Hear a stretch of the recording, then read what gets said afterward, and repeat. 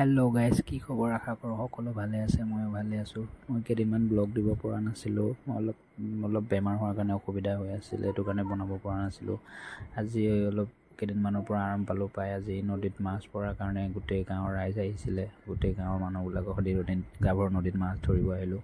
মাছবোৰ বহুত মাছ ধৰা মানুহ। চাই লওক গাইজ, মাছ আৰু কেনেকৈ ধৰিলোঁ, কি কৰিলোঁ, কিমান মাছ পালোঁ, সকলো দেখাই আছোঁ। আপোনালোকে ভিডিঅ'টো স্কিপ নকৰাকৈ চাই থাকক গাইজ।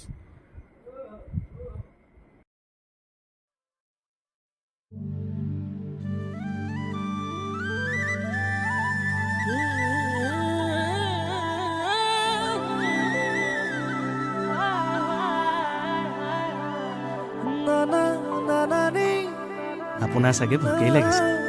ইমানজনী কাৱৈ মাছ আছে, ঔটেঙা আৰু লফা শাকেদি খাবনে?